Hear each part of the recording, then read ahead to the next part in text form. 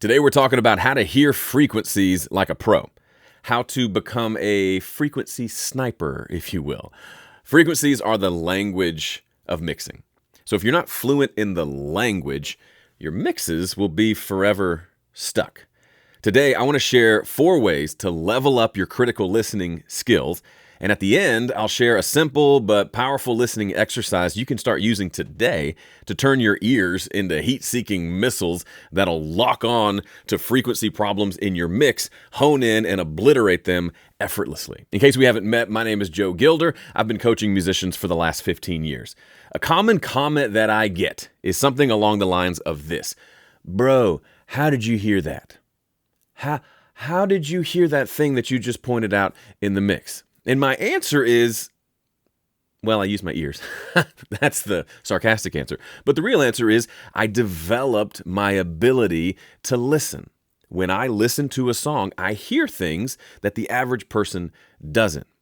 It's just like a chess grandmaster who works their entire life to become amazing at chess. When a chess grandmaster looks at the board, they see something very different than hobbyist chess player Joe Gilder does. I see a couple of things. They see everything.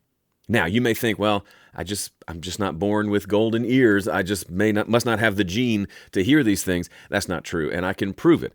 When I have these situations where someone says, hey, how did you hear that? And then I point out the problem that I heard and emphasize it for them so that they can hear it, then it's all that they hear.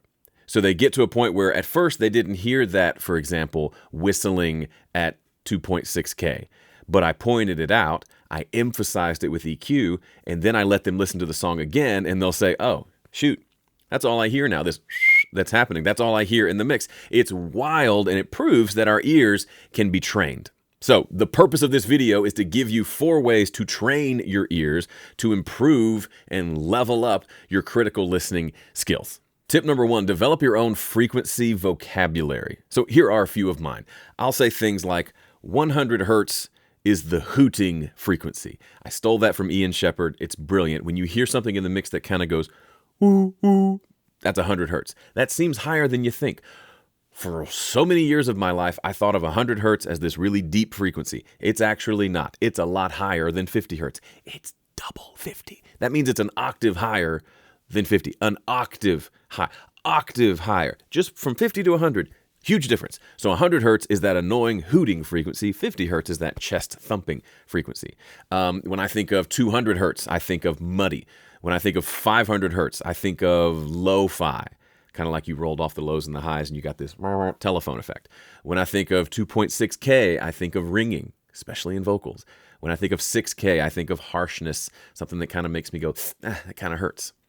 By the way, it's not about memorization. It's not about, okay, I give you a chart and you say, I am now going to memorize that 200 hertz is muddy. That doesn't help. Yes, you may memorize something, but if it's not connected to your ears and how you hear something, it doesn't do any good. So it's not about memorization.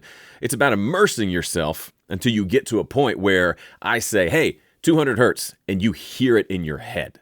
If you're a guitar player, you know what a C major chord sounds like. If someone plays that chord shape in a recording, you can't see their hands on the strings, but there's a good chance you recognize that voicing, the way that sounds.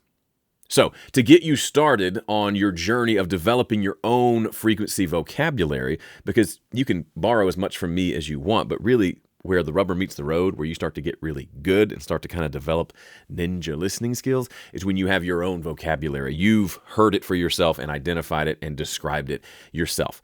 But here's a starting point for you. Think about frequencies, the frequency spectrum, as a set of buckets. I love bucket analogies.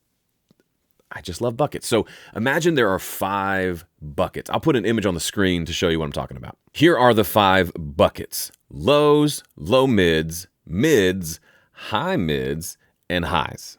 Now, the numbers you assign to these buckets are fairly arbitrary. Everyone will have their own version of this, but here's how it works out for me.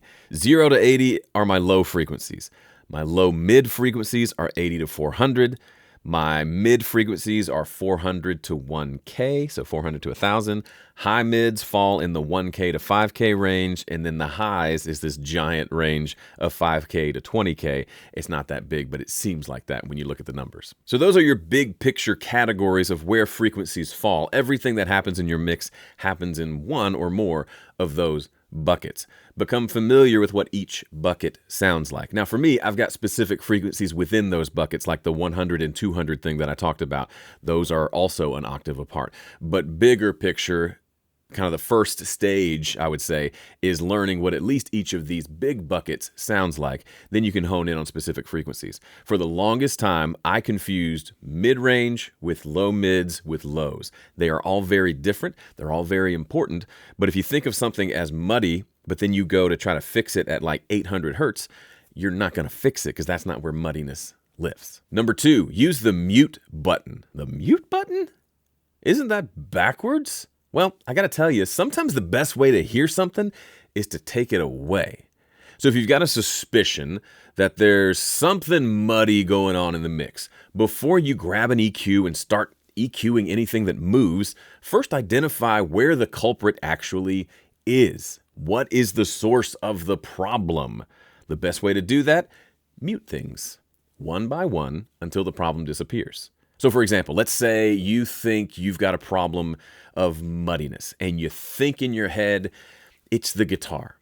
So your intuition tells you, go EQ the guitar, boy, fix it. But in reality, you don't know if that's the source of the problem. You might go EQ the guitar for half an hour and the mix still sounds muddy. Worse yet, you EQ'd it in solo, and when you went back to the mix, everything was just as muddy as it was when you left it. That's sad. I don't want that for you. That leads to mixes that take forever to mix, and then it leads to not really getting good sounding results. You got to find the problem before you can solve the problem. And one way to do that is to mute things until the problem disappears. 9 times out of 10, there's really one or maybe two culprits that are contributing to most of the problem that you're hearing. So with our guitar example, let's say I thought, big picture, something sounds muddy. I think it's in the low mids. It's a good start. I think it's the guitar. So then I go mute the guitar. If the muddiness is still there, guess what? The guitar wasn't the culprit, or at least it's not the only culprit. So then I start to say, first of all, I have a moment of like, oh my goodness, I was completely wrong. You'll have these, your mind is kind of blown moments, but it's good. It's really exciting. It gives me goosebumps when I think about it. But so you mute the guitar, the muddiness still remains. What now? Well, just keep muting until you find it. You may find it was a piano. Or maybe it was the kick drum. It was going like thump, and then it was going whoa, whoa, whoa, whoa, and that was causing this muddiness that you were associating with the guitar.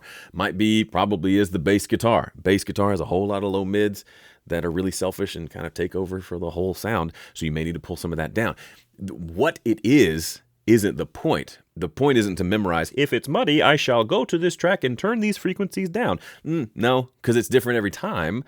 But you'll learn to, I think this is the problem. If you watch me mix, you'll see me do this. I'll mute it real quick, then I'll unmute it and fix the problem. The muting is just confirming that the problem is happening here. Another place where this happens is the vocal feels muddy. I mute the vocal, the muddiness goes away. I turn it back on and start messing with it. But the real problem was I was sending a copy of that vocal over to this reverb, and that reverb was the actual muddiness. So kind of the corollary to this, if you mute something and the muddiness goes away, unmute it, but then check to see if it's showing up anywhere else. If you're using sends to go to reverbs and delays, listen, mute those, see if it affects that muddiness or not. It'll save you a whole lot of time, and your mixes will start to come together better and faster. Number 3, get a mentor. I know, I could be your mentor. This is a self-serving part of the video, but it's also true. I've been coaching musicians for 15 years, and I've witnessed the aha moments that people have over and over and over again. You could absolutely figure this out on your own, but I could help get you there faster. The idea is, since I'm already able to hear the things that maybe you can't quite hear yet. Why not learn from me? I'll teach you how to hear them. I'll give you a bunch of exercises to do. You'll watch me do it, then you can go do it on your own. That's kind of the essence of a mentor-mentee relationship. If that sounds intriguing to you, I'd be honored to be a part of your musical journey. Head over to the Home Studio Corner store and check out some of my offerings there. It's at homestudiocorner.com/store. Either way, find someone that you respect and trust and learn from them. That could be me here on this YouTube channel. That's mentorship. And if you want to go deeper, of course you can. Number 4, and this is a big one, learn on the job. Don't make it your goal to set out to learn frequencies. Nobody cares. The only reason learning frequencies is cool and helpful is that it helps you become a better mix engineer and honestly helps you become a better musician and music producer all around. There are apps out there that do critical listening training for you. Those might be helpful, but my recommendation is learn on the job. Learn your frequencies as you create and release music. So to do this, you've got to make peace. Whoops, I'm sorry, microphone. You've got to make peace with the fact that the songs you produce this year won't be as good as the songs you'll produce 5 years from now. But you can't get to those really good songs in 5 years if you don't start by releasing the songs you're going to release this year. Hey, thanks so much for watching this video. If you like what you see here, please be sure to like and subscribe. Also, if you're a home studio musician who's frustrated with the quality of your mixes, if you've got all this great music in you, but you can't seem to get your mixes to sound like they do in your head, I can help. I've been a recording coach since 2009. After mixing hundreds of songs over the years, I developed a simple 5-step process that I use every time I mix. It's not a paint-by-number system. It's a mixing philosophy that ensures that you focus on the right things in the right order. One of the biggest mistakes people make in their mixes is focusing too much on the wrong things. Once you fix your focus, your mixes start to come together so much easier. You'll actually enjoy your mixes and be excited to share them with your friends. If that sounds good to you, I'd love to give you a free copy of my 5-step mix guide. You can download it at 5stepmix.com. Okay, as promised, here is the simple but powerful listening exercise that can help you develop your critical listening skills. While you're learning on the job, it might be helpful to take a break and try this simple exercise. This will force you to hear each band of frequencies, each bucket of frequencies by itself, so you can just become more familiar with them. To do this exercise, you will need a multi-band compressor. Let me show you how to set it up. Here is a mix in Studio One. Studio One has a multi-band compressor built in. It's called Multi-Band Dynamics. If you don't have a multi-band compressor, it's probably worth looking into getting one. I'm gonna drag it onto my main mix, and I'm gonna add a preset that I made called Shocker, the 5 frequency buckets. Now I'm using this, yes, it's a multi-band compressor, but I'm really just using it as a tool to solo the different frequency bands. You could do this with dynamic EQ, but I think this works better. So as you can see, it's divided my frequencies up into these 5 buckets: 0 to 80, 80 to 400, 400 to 1K, 1 to 5K, 5K, and up. Now, you'll notice down here, the ratio on everything is 1 to 1. There's no compression happening. I'm just doing this so I can do this. I can press solo on each of these bands. As you can see, they're labeled the same way I labeled them earlier: lows, low mids, highs, high mids, and highs. Isn't that interesting? These are our 5 buckets. So here's what I recommend you do. Open up a song you're working on, and it can be a finished song, it can be an in-progress song, it doesn't matter. This will be educational no matter what you do. And put multi-band dynamics on your main bus. Next, listen to the song while soloing individual bands of frequencies, and just pay attention to what they sound like. I'm gonna go through that exercise here and then show you a couple of tweaks you can make to this exercise to make it even more valuable. So here we go.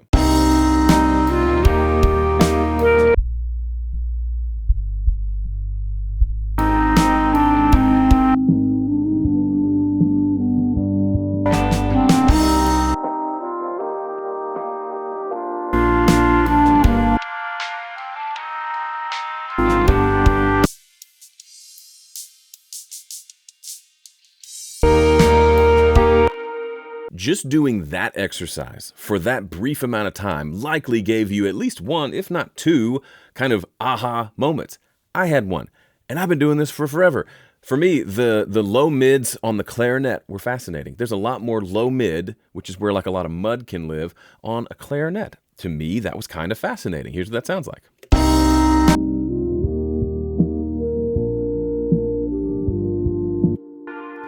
Isn't that interesting?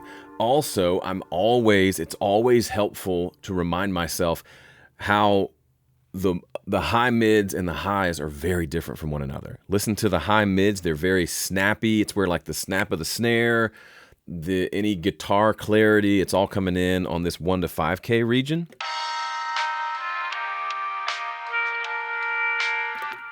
The snare drum especially resides there, the snap of it. But then you go up just a little bit higher, 5K up to 20K, it's a completely different ballgame. Where this can get complicated for a lot of people is there's no one frequency where something lives exclusively. Maybe some cymbals only live in the highs, but typically most instruments have something going on in at least 4 out of 5 of those bands. That's where things can get complicated, but you start to recognize where the essence lives, and each of these bands sounds very different from the other. Do this exercise on an entire mix and you will learn so much. But you can take it a step further by putting the multiband on something like just the drums. Listen to how the drums sound on each of those frequency bands. Then the bass, then guitars, then vocals. You can do this across everything. What I would do here is I would just solo the drums and then go through this process again by just listening to the drums. I'd be willing to guarantee you will have aha moments almost every time you do this. That doesn't mean you have bad ears. It just means our ears kind of default back to whatever our default state was when we got into music. So for me, it was, 100 hertz is a low frequency, but it's just not. And doing this exercise helps me remember, oh yeah, that's what the lows sound like. That's what the mids sound like. That's what the low mids sound like. And if it's helpful for me, certainly it'll be helpful for you as well. All right, that's it for this video and our time together today. Thanks for hanging out with me. Next step for you, if you haven't seen this video on how to make your vocals sound professional, I think that's a great choice for you. Thanks for watching. See ya.